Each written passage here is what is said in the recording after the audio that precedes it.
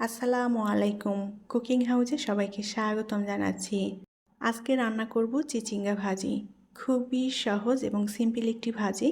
তবে এই চিচিঙ্গা ভাজিটি একদম সিম্পল হলেও এটা সাদা ভাত দিয়ে খেতে দারুণ লাগে।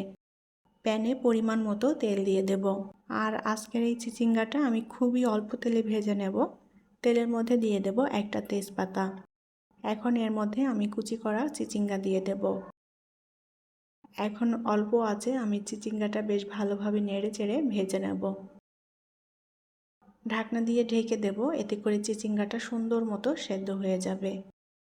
3-4 মিনিট ঢাকনা দিয়ে ঢেকে আমি চিচিঙ্গাটা ভেজে নিয়েছি। এখন উল্টা পাল্টা করে নেড়ে দেব। চিচিঙ্গাটা ভালোভাবে নেড়ে চেড়ে দিয়েছি। আবারও একটু ঢাকনা দিয়ে ঢেকে দেব। আরও 3-4 মিনিট ঢাকনা দিয়ে ঢেকে চিচিঙ্গাটা ভেজে নিয়েছি। আর এখন চিচিঙ্গাটা খুব সুন্দর মতো সেদ্ধ হয়ে গিয়েছে। আর এই চিচিঙ্গাটা কিন্তু লালও হবে না, আবার পুড়েও যাবে না। চিচিঙ্গাটা সবুজই থাকবে। সবুজ রং রেখেই আমি চিচিঙ্গাটা ভেজে নেব। চিচিঙ্গার রংটা সবুজ থাকলে দেখতেও ভালো লাগে। এখন আমি এর মধ্যে দিয়ে দেব মিডিয়াম সাইজের একটা পেঁয়াজ কুচি আর দিয়ে দেব কাঁচামরিচ। ভালোভাবে নেড়ে চেড়ে পেঁয়াজ কাঁচামরিচ মিলিয়ে নেব চিচিঙ্গার সাথে। পেঁয়াজটাও আমি একটু কাঁচা কাঁচা রাখবো, সেজন্য পরে অ্যাড করলাম।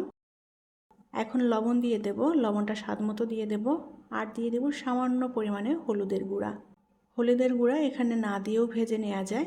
খুব সুন্দর মতো নেড়েচেড়ে হলুদের গুঁড়া এবং লবণ মিলিয়ে নেব। আর এভাবে অল্প আঁচে নেড়েচেড়ে আমি চিচিঙ্গাটা আরও কিছুক্ষণ ভেজে নেব। চিচিঙ্গা ভাজিটি হয়ে গিয়েছে আর চিচিঙ্গা কিন্তু সুন্দর মতো সেদ্ধ হয়ে গিয়েছে। চিচিঙ্গাটা কিন্তু পোড়ে নেই, আবার চিচিঙ্গার রঙটাও একদম সবুজ আছে। এভাবে সবুজ রেখে ভেজে নিলে দেখতেও ভালো লাগে। চিচিঙ্গা ভাজিটি কমপ্লিট। এখন এটা নামিয়ে পরিবেশন করব। সিম্পল এই চিচিঙ্গা ভাজি রুটি, পরোটা কিংবা সাদা ভাত সব কিছুর সাথেই দারুণ লাগে খেতে। আশা করছি ভালো লেগেছে আজকের চিচিঙ্গা ভাজি। পরবর্তী রেসিপি দেখার আমন্ত্রণ জানিয়ে বিদায় নিচ্ছি। আল্লাহ হাফেজ।